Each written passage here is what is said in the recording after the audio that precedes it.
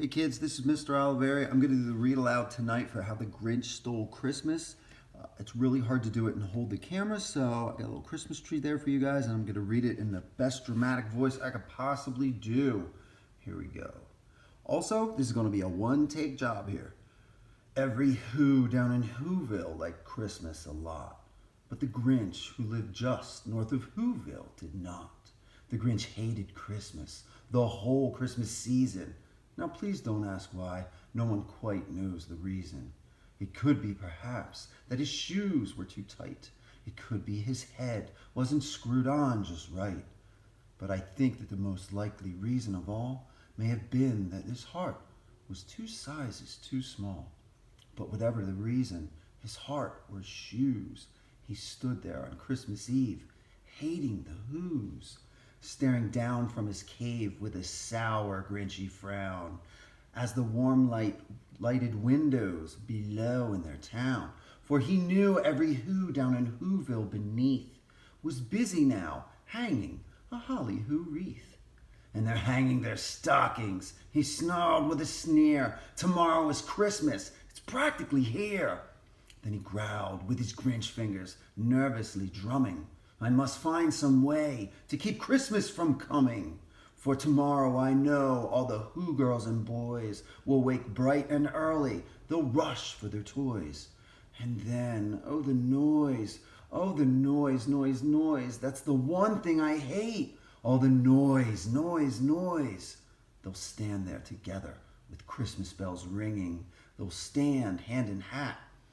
And those Whos will start singing. Fa Who forays, da Who dores, welcome Christmas, come this way. Fa Who forays, da Who dores, welcome Christmas, Christmas Day. Welcome, Fa Who ramus, welcome, da Who damus. Christmas Day is in our grasp, so long as we have hands to clasp. Fa Who forays, da Who dores, and they'll sing, and they'll sing, and the more the Grinch thought of this Who Christmas sing, the more the Grinch thought, I must stop this whole thing. Why, for 53 years, I've put up with it now. I must stop Christmas from coming. But how? Then he got an idea, an awful idea. The Grinch got a wonderful, awful idea. I know just what to do, the Grinch laughed in his throat. I'll make a quick Santa Claus hat and a coat. This is stop number 1, the old Grinchy Claus hissed, as he stopped to the roof, empty bags in his fist. Then he slid down the chimney, a rather tight pinch. But if Santa could do it, then so could the Grinch. He got stuck only once, for a minute or two. Then he stuck his head out of the fireplace flue, where the little Who stockings hung all in a row. These stockings, he grinched, are the first things to go. Then he slithered and slunk, with a smile most unpleasant, around the whole room, and he took every present. It was 1:15, all the Whos still in bed, all the Whos still a snooze, when he packed up his sled. Packed it up with their presents, their ribbons, their wrappings, their snoof and their fuzzles, their tringlers and trappings. 10,000 feet up this side of Mount Crumpet, he rode with his load to the tip-top, to dump it. Pooh-pooh to the Whos, he was grinchily humming. They're finding out now that no Christmas is coming. They're just waking up. I know just what they'll do. Their mouths will hang open a minute or two. Then the Whos down in Whoville will all cry boo-hoo. That's a noise, grinned the Grinch, that I simply must hear. He paused, and the Grinch put a hand to his ear. And he did hear a sound rising over the snow. It started in low, then it started to grow. But this sound wasn't sad. Why, this sound sounded glad. Every Who down in Whoville, the tall and the small, was singing without any presents at all. He hadn't stopped Christmas from coming. It came.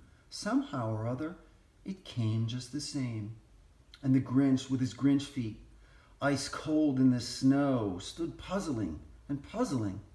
How could it be so? It came without ribbons. It came without tags. It came without packages, boxes, or bags. He puzzled and puzzled till his puzzler was sore. Then the Grinch thought of something he hadn't before. Maybe Christmas, he thought, doesn't come from a store.